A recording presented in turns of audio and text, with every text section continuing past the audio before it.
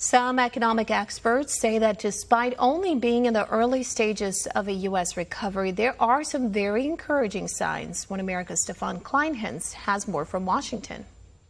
As most states slowly begin to reopen, a Heritage Foundation research fellow says businesses are ready to open their doors and people are not afraid to go back to work.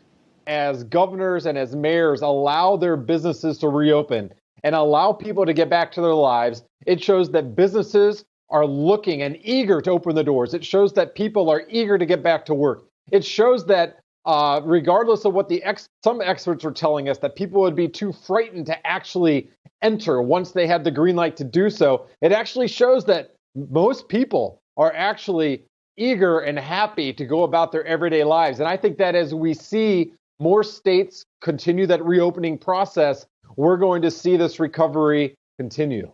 Griffith says that if Congress passes another CARES package, they must incentivize employment rather than unemployment, like they did in the previous packages. People are not just making what they were earning before. You're seeing people that are making 150, 160% of their prior salary. They're now making that on unemployment. And what that does is that acts as a disincentive for people to be able to go back to work. It makes it harder for businesses to rehire. And for some people that are at the lower end of the pay scale that don't have a higher education, this actually means that now they're going to be incentivized to put a gap on their resume. It hurts everybody involved. So these benefits are set to expire at the end of July. There are some in Congress that want to extend that to the rest of the year. We think that would be a bad idea because that would incentivize people to stay home. We want to direct aid towards those that need it most, but you got to do it in a temporary manner. Griffith said going forward, they're calling for the permanent rollback of regulations, as well as encouraging state legislatures to review the use of certain governors' emergency powers. We've seen a lot of communities roll back temporarily some regulations that have been an impediment to businesses.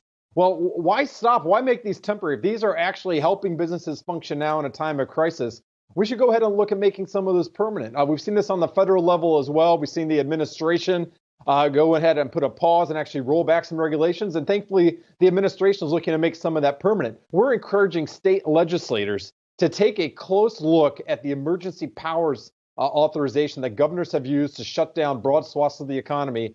Once this pandemic passes, it would be a very good time for state legislatures to look at how those powers have been used and consider revising those statutes to ensure that next time something like this happens, businesses will have more certainty and there'll be less overreach going forward. Stefan Kleinhans, One American News, Washington. Want to see more videos like this? Click on the link below and subscribe to One American News on YouTube. And call your cable provider and kindly demand that One American News is added to your lineup. Call and subscribe today.